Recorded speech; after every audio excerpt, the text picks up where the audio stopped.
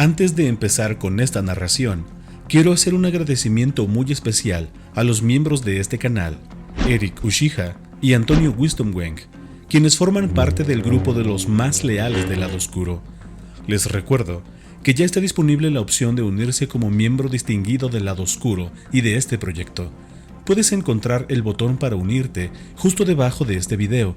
También puedes apoyar el canal dando un like, dejando un comentario, compartiendo el contenido o suscribiéndote.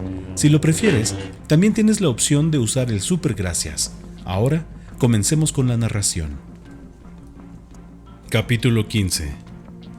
El caza estelar de Anakin, con sus alas achaparradas y su bulbosa cabina de pilotaje, era más parecido al Delta 7, Aether Sprite, con el que había volado desde el principio de la guerra, que a los Alas 5 de las nuevas generaciones y a los Car 170 tripulados por pilotos clones. Pero la forma del Delta 7 era triangular, mientras que el caza amarillo y plata parecía un arco achatado, compuesto por dos fuselajes distintos, cada uno de ellos equipados con un lanzamisiles. Los cañones láser estaban encajados en muescas de las alas. Como el Delta 7, el puesto reservado al astromecánico se encontraba a un lado de la joroba que formaba la cabina del piloto. Además, Anakin había hecho sus propias modificaciones. La nave era veterana de batallas, como la de Shagobah, y daba la impresión de que llevaba más de 10 años en activo, pero era más manejable que el Torpil modificado con el que había volado en Preslin, y, además, era más rápida. Tras despegar del Integridad, Anakin aumentó la velocidad intentando cazar los Car y los Alas 5, los primeros en desplegarse desde el enorme hangar central del crucero de combate.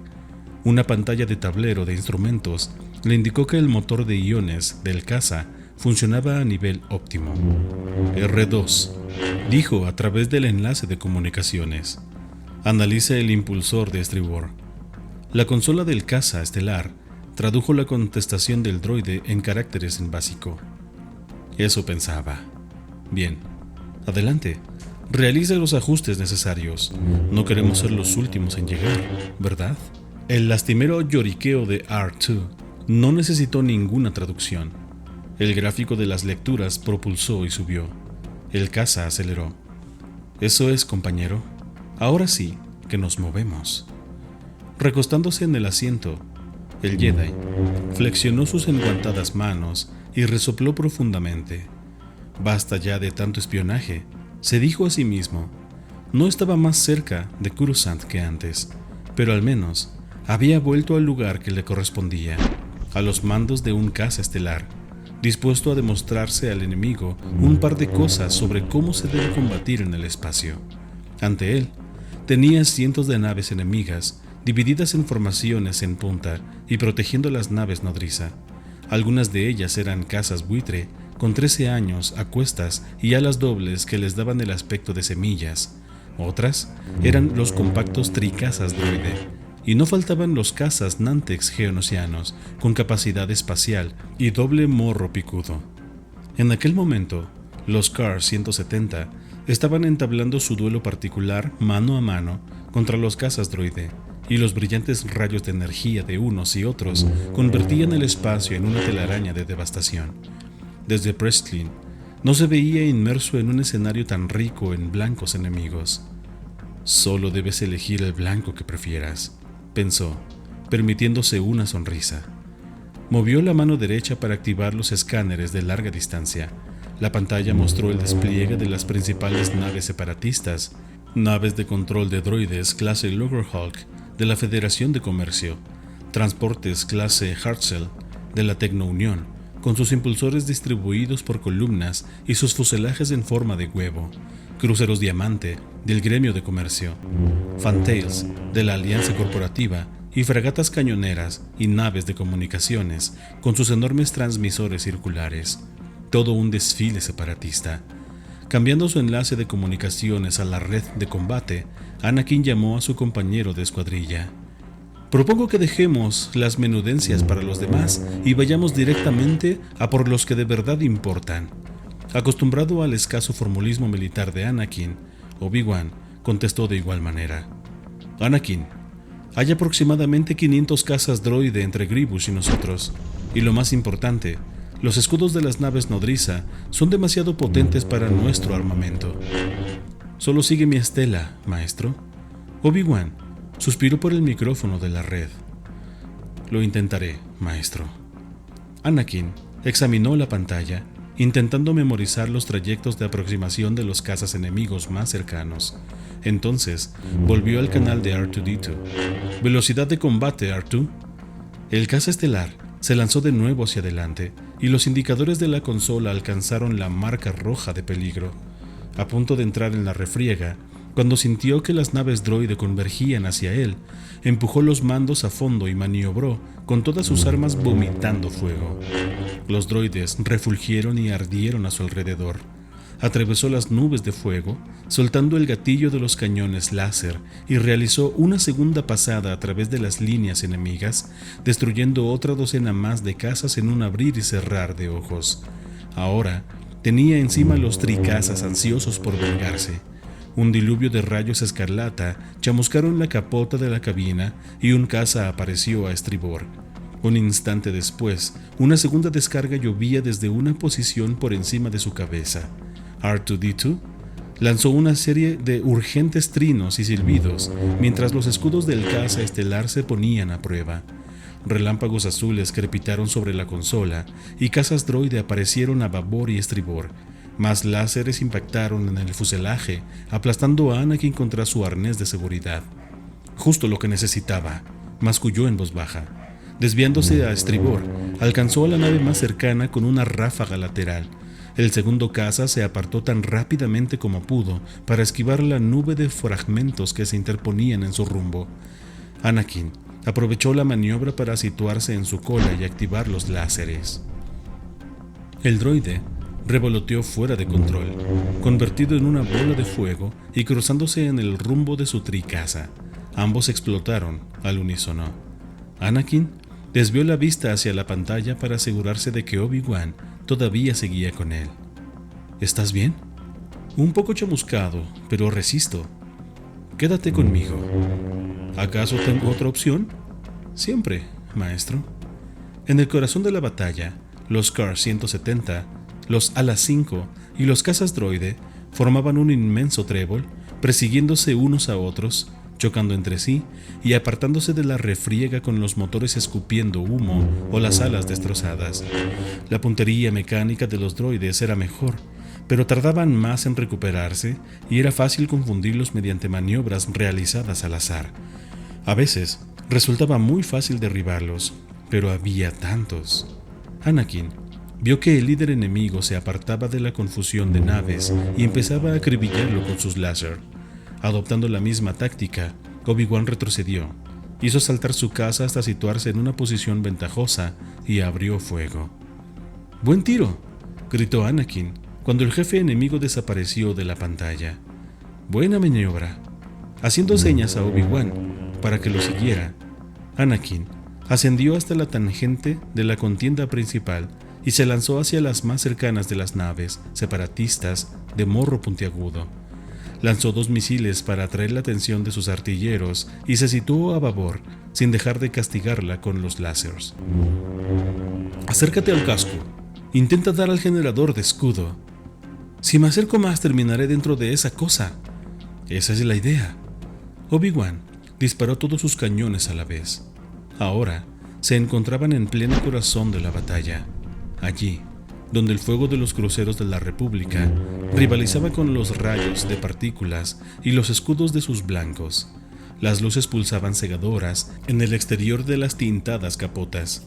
La nave contra la que Anakin había lanzado los misiles se hallaba sometida a un bombardeo feroz. Estaba seguro de que un torpedo bien colocado quebraría su resistencia, así que maniobró para lanzarlo. El torpedo surgió de entre los fuselajes gemelos del caza estelar y se abrió camino hacia su objetivo. El escudo de la nave falló por un instante, y en ese momento los enormes turboláseres cumplieron su misión. Alcanzada en el costado, la nave estalló como una fruta demasiado madura, expulsando largos chorros incandescentes, lanzando luz y entrañas al espacio. Anakin se alejó de la explosión antes de volver a conectar las comunicaciones. «Tenemos a Grievous a tiro», gritó Obi-Wan. El crucero del general, con su proa afilada y sus largas aletas, parecían un rascacielos de la época clásica de Coruscant, puesto de lado. «No me parece el momento más adecuado para intentar derribarlo, Anakin. ¿Le has echado un vistazo a esas defensas? ¿Cuándo aprenderás a confiar en mí?» «Confío en ti, pero mi nave no puede mantener tu ritmo». «Bien, entonces espérame. Vuelvo enseguida». Anakin forzó su caza estelar hasta el límite, descargando plasma y misiles que explotaron inofensivos contra el escudo deflector de la enorme nave. Se apartó de las ondas explosivas para volver a atacar con todos los láseres, dirigiéndose hacia su larga torre cónica de 200 metros de altura. Las baterías de corto alcance del crucero cobraron vida repentinamente, vomitando enormes gotas de plasma contra el molesto insecto que no dejaba de asediarlo. Sin dejar de disparar, Anakin hizo girar su caza estelar a vapor, hasta quedar panza arriba, e intentó alcanzar de nuevo el invulnerable puente con sus láseres. Y, de nuevo, las baterías de la colosal nave intentaron borrarlo del espacio sin conseguirlo. Anakin se imaginó a Grievous contemplándolo tras las portillas del transpariacero. «Esto es una muestra de lo que te espera cuando nos encontremos personalmente», gruñó de la nada. Los ojos reptilescos de Grievous siguieron las audaces maniobras del caza estelar amarillo y plata que intentaba destrozar el puente.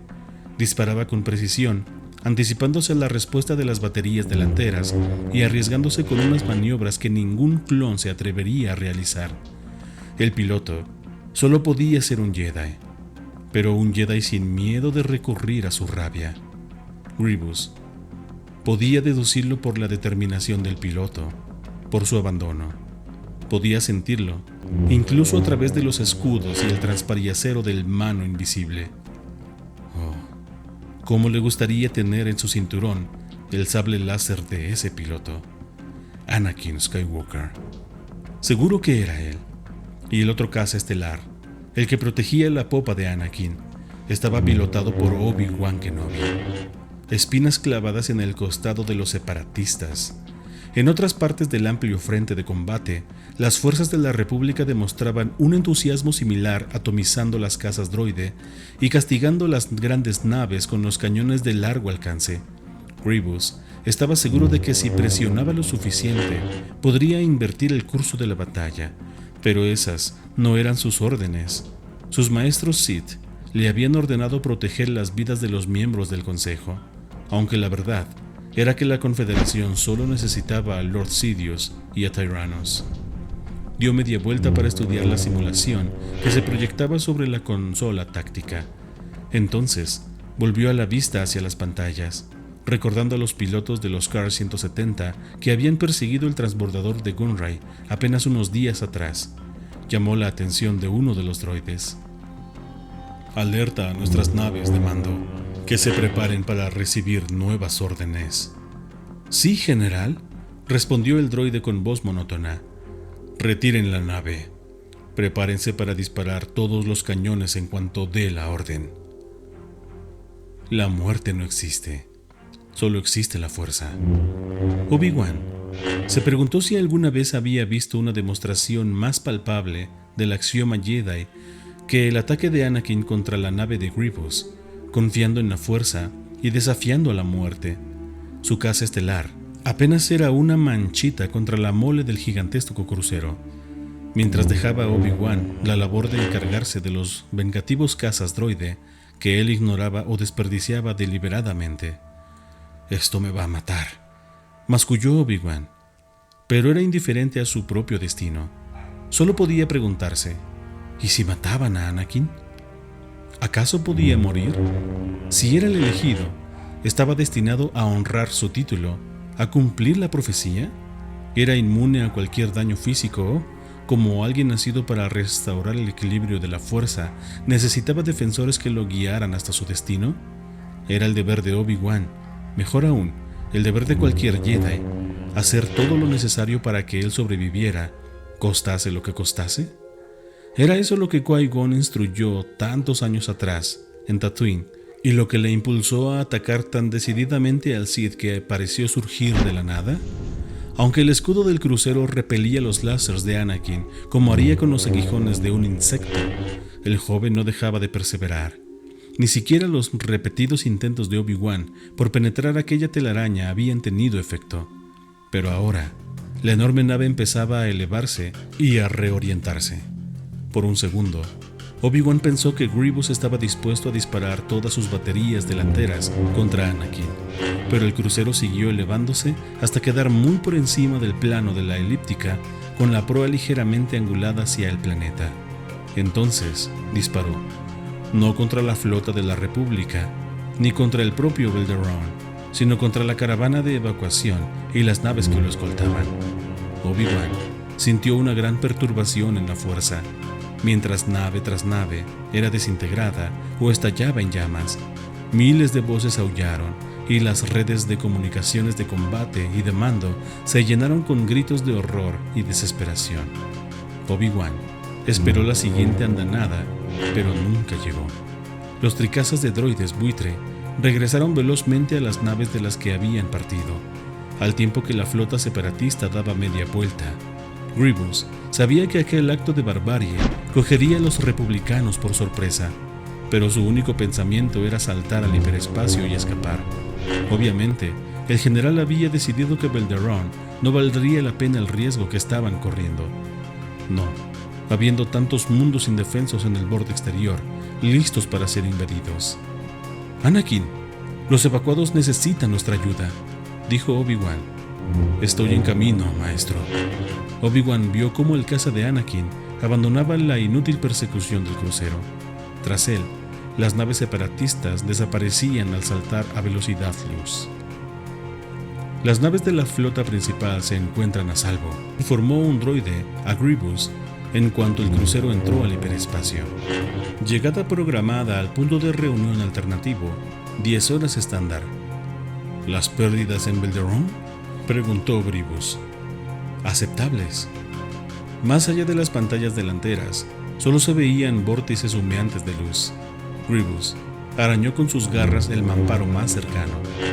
Ordena a mis guardias de élite que se reúnan conmigo en el hangar del transbordador hiperespacial de emergencia. Dijo a ninguno de los droides en particular. Cuando todas las naves estén en el punto de reunión, adviertan al virrey Gonrey que espere mi visita.